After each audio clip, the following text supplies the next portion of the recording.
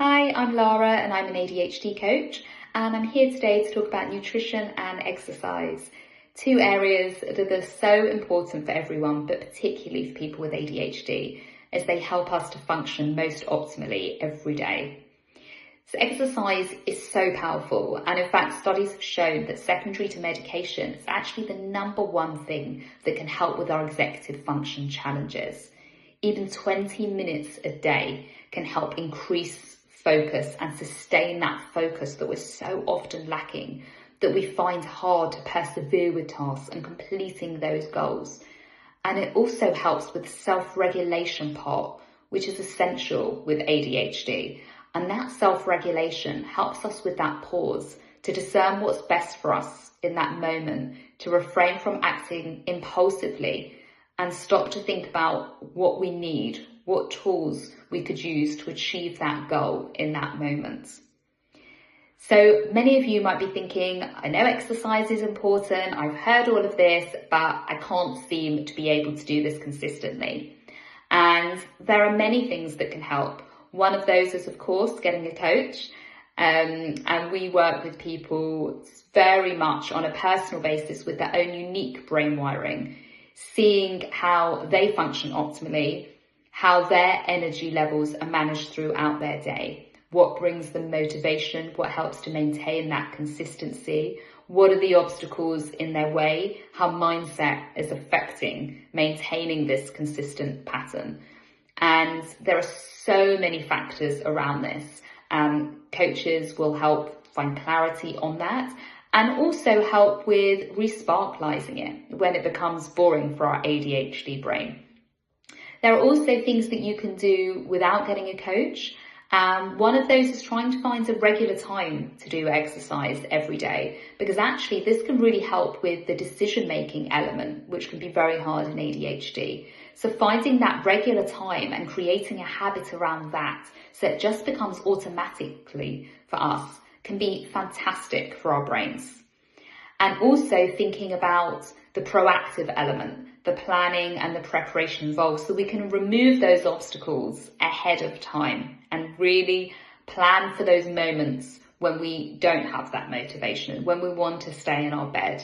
So a lot of proactive elements rather than being reactive in the moment. Now, the other element is nutrition. And this is also really powerful for people with ADHD, as processed foods can really make our symptoms worse. And actually, certain foods can help our cognitive abilities, such as foods with high omegas, foods that have certain minerals. And it can be really important, again, to personalize this, to perhaps even do a blood test, look at potential mineral deficiencies such as iron, because this can be quite typical with ADHD, and look at where we can build those mineral levels up and those omegas that might be lacking to help in those cognitive functions. And again, nutrition is one of those areas that seems to get people stuck. They seem to have a lot of knowledge around this. They know all of the answers. And again, it's engaging in those healthy habits where we hit resistance. So again, a coach can be really helpful with this.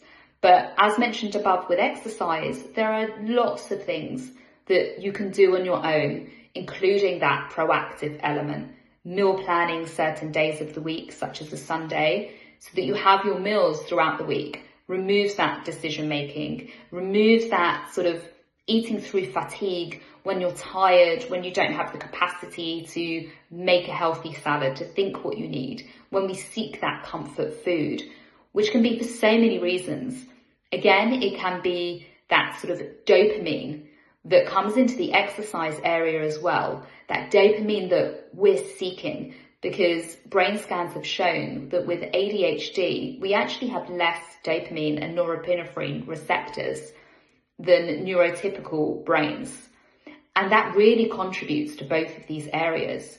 So exercise can bring in those neurotransmitters, almost creating a neurotransmitter party, which is why it helps with those cognitive abilities. And actually, it's really key to think about that in terms of nutrition, because are we seeking certain sugary foods, comfort foods for that dopamine hit? How else might we find that dopamine? Or could it be a sensory need that we're craving that crunch, that texture? Just thinking about it, building that self-awareness around the why, what we're really seeking, what is going on here. And it's all about the self-awareness and the pause and what works for us.